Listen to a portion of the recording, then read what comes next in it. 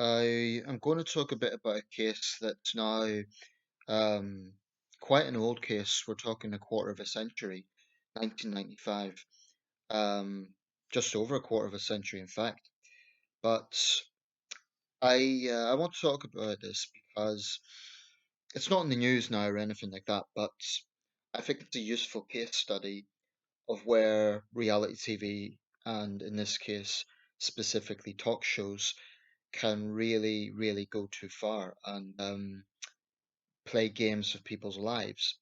Now, I've been very outspoken in my views on the Jeremy Kyle show. That's now history as well. It ended in 2019, um, which is, for me, a great thing. But it's not great the circumstances in which it ended. I'm not going to talk extensively about Kyle and his vile show because I've already made a lot of videos about that. But I want to talk about this case because it's quite interesting. Um, if you type in Scott Amedure to Google, you will get a Wikipedia article, The Murder of Scott Amedure. It's not a particularly long article, so I may as well just read some of it out. Scott Bernard Amadeur was an American murder victim.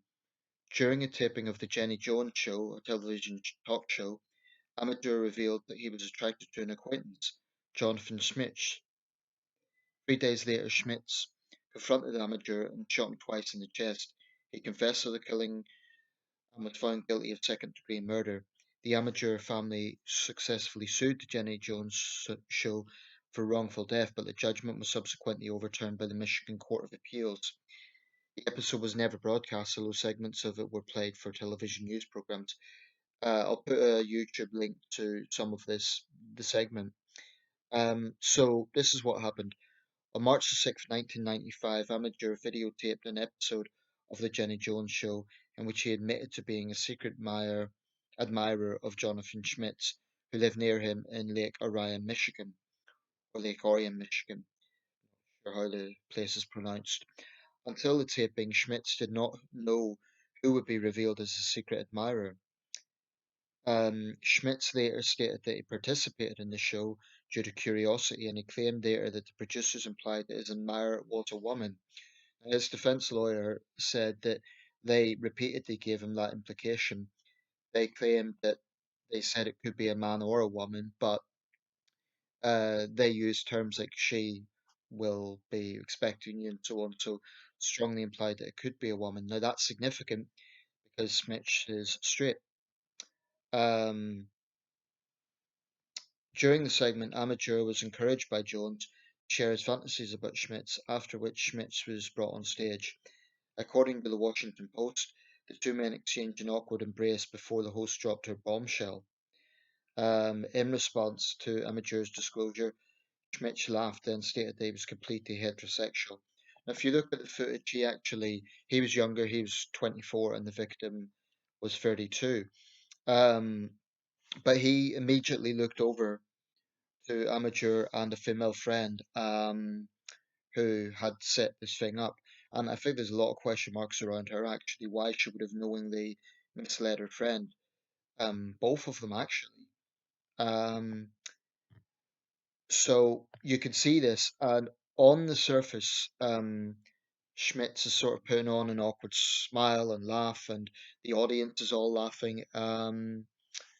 But certainly the hug was awkward. You could tell that he wasn't particularly comfortable with it. According to footage at the murder trial, it was stated later by a friend of Amadeur's that Amadeur and Schmitz went out drinking together the night after the tipping and an alleged sexual encounter occurred. Now, the details of that aren't clear on this. Whether that was consensual, it seems unlikely given the information that we know. Whether it was actually an assault, a sexual encounter could mean a lot of things. According to the testimony at the murder trial, 3 days after the taping, Amateur left a suggestive note at Schmitz's house. After finding the note, Schmitz withdrew money from a bank, purchased a shotgun, and then went to Amateur's mobile home. He questioned Amateur about the note. Schmitz then returned to his car, got his gun, and returned to Amateur's trailer. He then shot Amateur twice in the chest killing him. After killing him, he phoned 911 and confessed to it. At trial, defense attorneys argued that Schmidt, who had been diagnosed with manic depression and Graves' disease, was caused to commit suicide by mental illness and humiliation by way of the gay defense panic. I'm not sure if this is still used in criminal proceedings, and certainly would be a controversial term, I would have thought. Schmitz was later found guilty of second degree murder in 1996 and sentenced to 25 to 50 years in prison, but his conviction was overturned on appeal. Upon retrial, he was found guilty of the same charge once again, and his sentence was reinstated. He was released from prison on August the 22nd, 2017. So he's been out of prison now for just over 3 years. Um, and he'd now be a middle aged man. So he did serve a hefty sentence for this. Um, in 1999, the Amadeur family, retaining Jeffrey Fager as lawyer, sued the Jenny Jones show, Telepictures, and Warner Brothers for the ambush tactics. And as the Amadeur family considered it, their negligent actions that resulted in Amadeur's death. In May, the jury awarded the Amateurs 29,332,686. In America, it always seems to be huge money in these sort of cases. The jury found that the Jenny Jones show was both irresponsible and negligent, contending that the show intentionally created an unpredictable situation without due concern for the possible consequences. There's clear echoes with this with the Kyle scandal. Time Warner's defense attorney later claimed the verdict would cause a chilling effect on the industry, with some luck. Um, the judgment was later overturned by the Michigan Court of Appeals in a 2-1 decision. The Michigan Supreme Court declined to hear the case. Podcast Criminal included the murder of Scott Amedure and following the trial of Jonathan Schmitz in their episode Panic Defense about the gay panic defense. The Jenny Jones controversy was also covered as the first episode in the Netflix series Trial by Media. Okay, there's a lot of angles to look at with this. It's something that I was familiar with before, so I haven't just come across it. Firstly, let me just be absolutely clear about something. Murder is a terrible thing. Murder is murder. And there's no question that Schmitz did kill Amadeur. He should have been punished for that.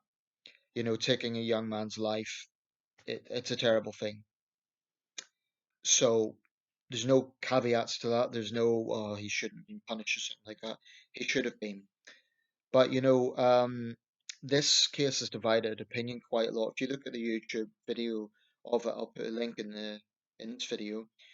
People are torn between saying that he was, he should have just taken a compliment versus opinions that are similar to my own, which is that there was a lot of manipulation going on here.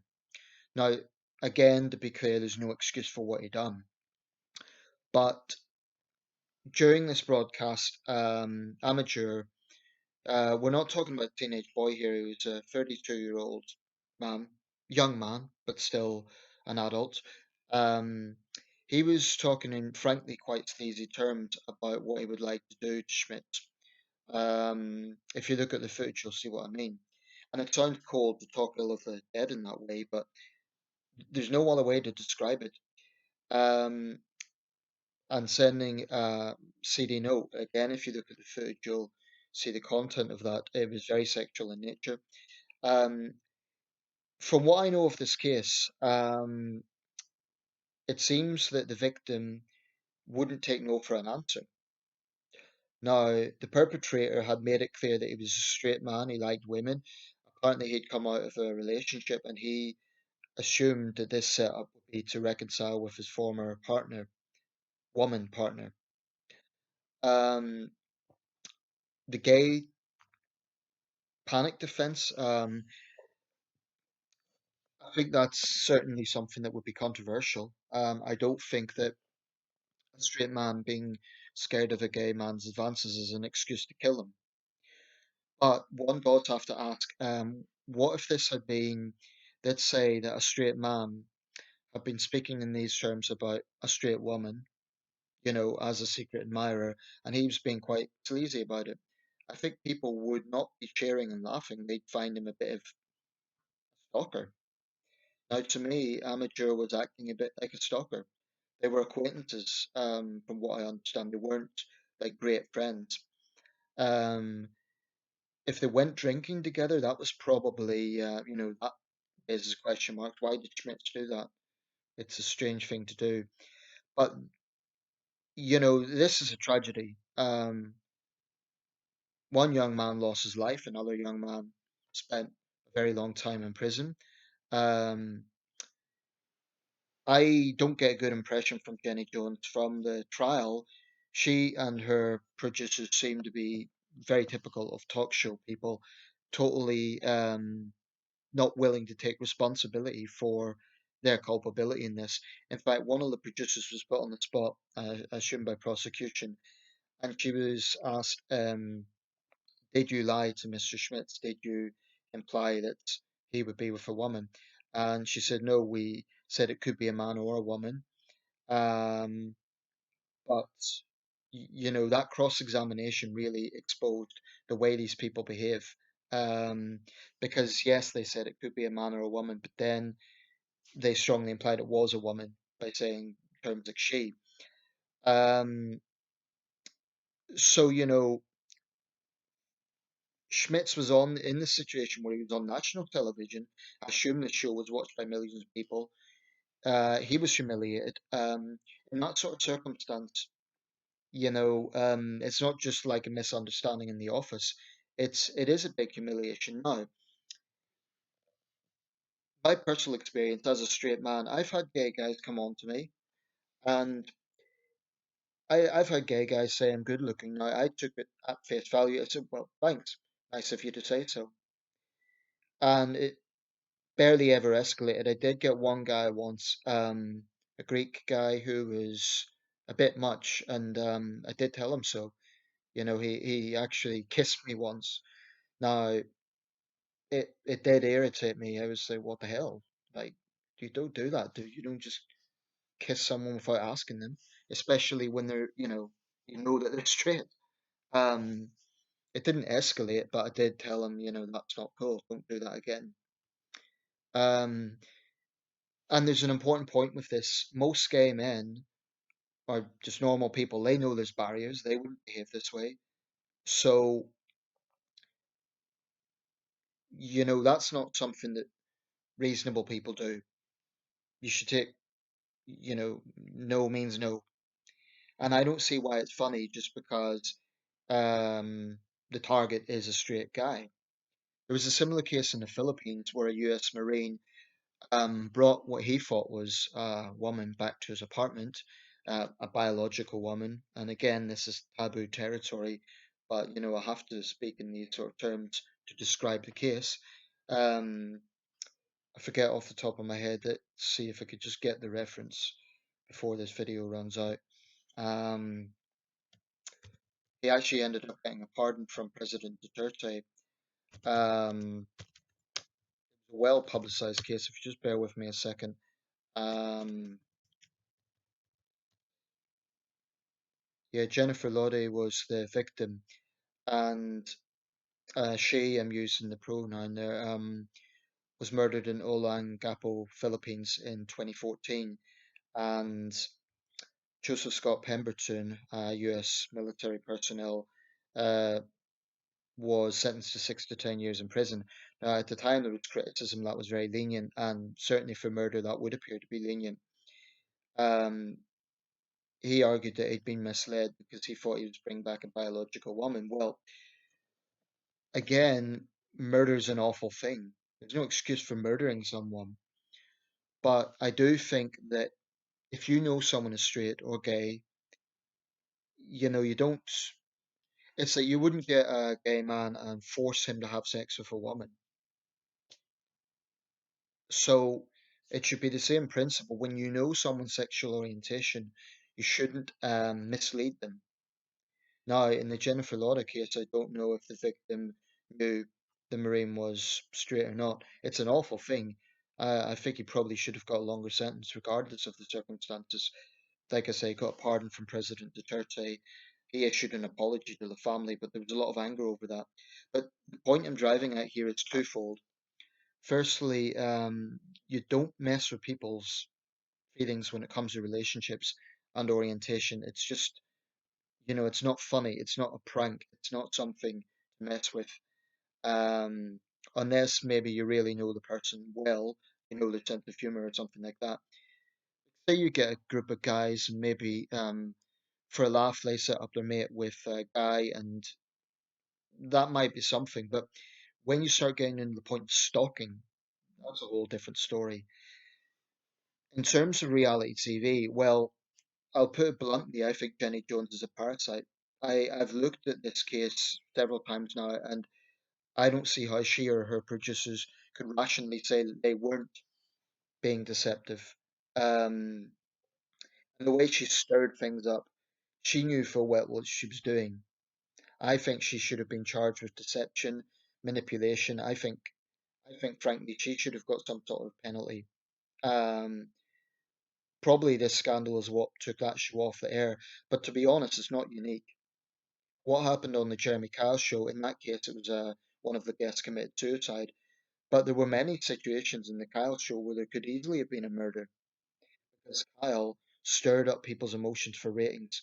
And in my opinion, it's absolutely disgusting. And I also think people who defend these shows are just as bad as the hosts because they say things like, people aren't forced to go on, it's free choice. Well, the free choice argument falls flat when you start to consider the manipulation and the deception that producers are involved in. The only thing they care about is ratings. So if they know there's going to be a sort of explosive situation, that's gold for them. They will say that they've got a duty of care and they're professional. I think most cases are not. Some are better than others. I think some talk show hosts are more considerate and more professional, but there are too many that are just sleazy, cynical, parasitical individuals who don't care what pain they cause as long as they get the ratings. And I think it's loathsome. So this is a very sad case. It's sad it ended that way, and there's no excuse for what Schmidt's done. But I also think that the victim was, from the information that we know, acting a bit like a stalker. It's not an excuse for what Schmidt's done, but you don't do that either. And by the way, I'm not saying it's an equilibrium. Murder is the worst thing here, so I'm not saying it's an equal situation. I think Schmidt's probably should have, you know, he reacted in not a normal way. What he should have done if Amadeur was harassing him, he should have contacted the police and said, "Look, this guy is sexually harassing me, stalking me." He shouldn't have killed him. I mean, that's regardless of how he felt about being humiliated. That is an extreme act. Um, but there was other ways he could have handled that. However, I wouldn't trivialize, you know, basically coming on to someone who has clearly said no. So anyway, there's a lot of talking points around that. It's a sad case. It's very sad that a man ended up dead and another man ended up serving a lengthy prison sentence, all for entertainment. Very sad situation. That's why I think most reality TV shows, in that sense, reality talk shows are trash. Look at Jerry Springer. I know a lot of that's exaggerated, but maybe a better example is the Steve Wilkos show. I mean, what credentials does Steve Wilkos have other than his muscles? As far as I know, he's got no degree in psychology or anything like that. Um, these shows are despicable. And Maury Povich is another one. Although Povich focused more on social issues that were generic rather more than individuals, so I guess that's a little bit different. Anyway, let me know your thoughts. I think there's no excuse for murder, but I also think that you don't mess with people's lives in that way. You don't humiliate them on national television for entertainment about something like that. Um, I'll include the video I've watched because I think that's quite intriguing. Let me know your thoughts.